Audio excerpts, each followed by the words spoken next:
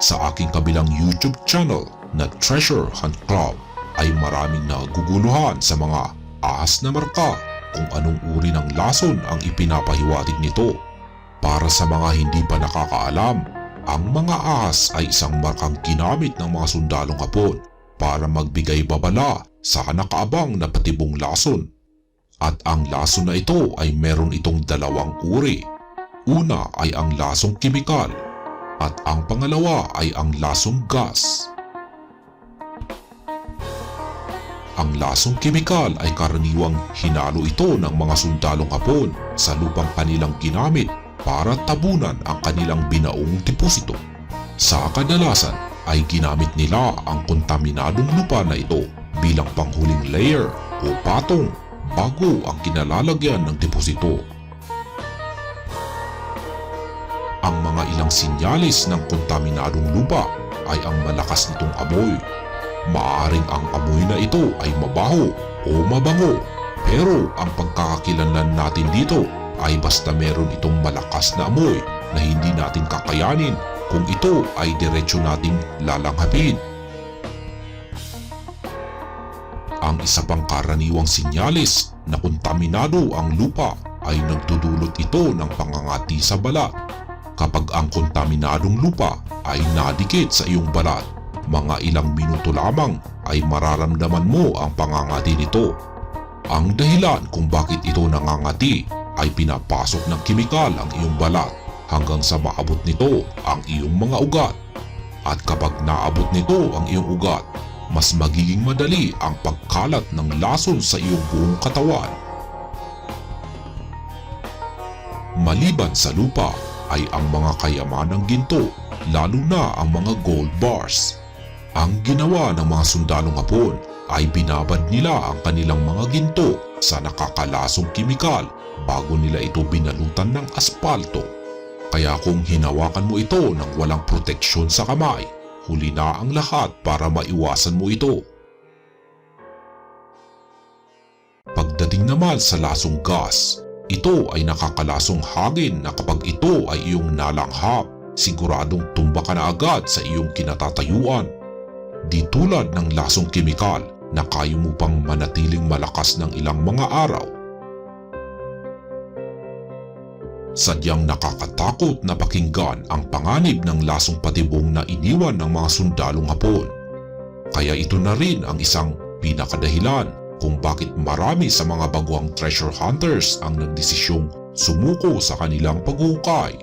Pero kung alam mong bumasa ng marka, lalo na ang mga markang nagbibigay babala sa nakaabang na panganib, magagawa mong maiwasan ang mga ito.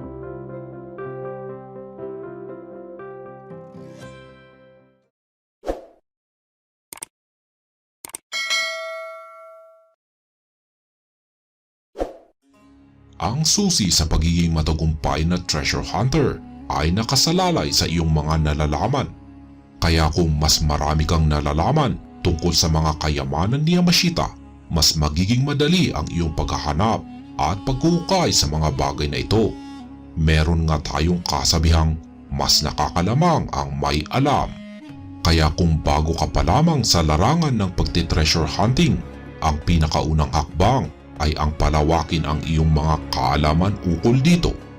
At sa bidong ito ay malugod kitang inaanyayahan na pakinggan ang aking pagbabahagi sa aking mga nalalaman at mga karanasan sa paghahanap sa mga kayamanan ni Yamashita.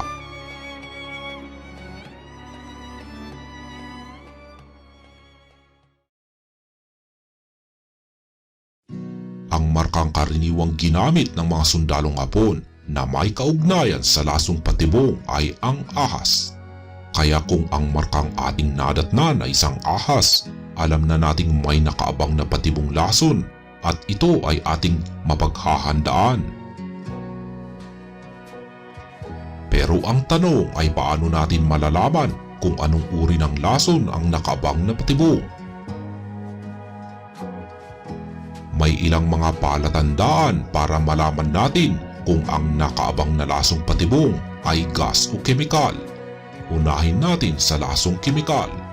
Kung ang lagusan na ating hinuhukay ay isang vertical tunnel, mataas ang posibilidad na ang nakaabang na patibong ay lasong kemikal o kontaminadong lupa. Gaya ng aking binanggit kanina, ang lupa ay may napakalakas na amoy. Kahit may ilang talampakang lalim bago mo maabot ang kontaminadong lupa, ay naaamoy mo na ito. Pagdating naman sa lasong gas, ito ay karaniwan nating maengkwentro sa mga horizontal tunnels. Dahil ang mga horizontal tunnels ay sadyang mas mahirap talagang umikot at lumabas ang hangin dito.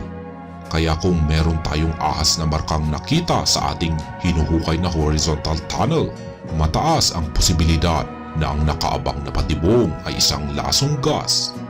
Maliban dito, kapag isang silyadong lugar sa ilalim ng lupa ang ating bubuksan, tulad ng chamber, lalo na kung ito ang kinalalagyan ng deposito, asahan natin na merong nakakalasong gas sa loob nito.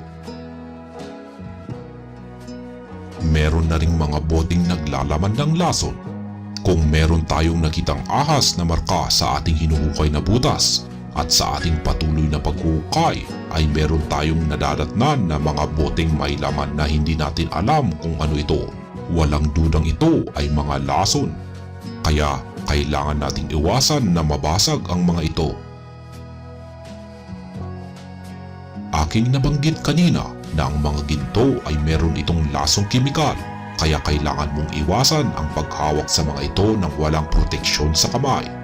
Ang dahilan kung bakit ko muli itong binanggit ay dahil may mga silyadong container o lalagyan ng mga ginto na may kasamang lasong patibong.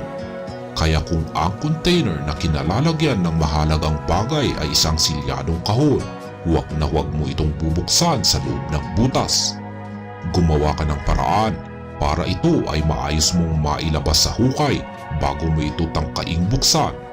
Sapagkat base sa aking mga karanasan, ang mga silyadong lalagyan ay karaniwan itong naglalaman ng nakakalasong gas.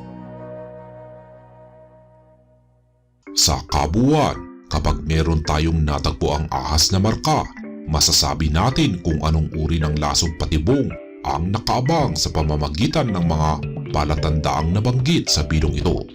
Pero sa ating paghuhukay, may ahas man na marka o wala, importante na kailangan pa rin nating manatili sa ating pag-iingat. At hanggang dito na lamang tayo sa bilong ito.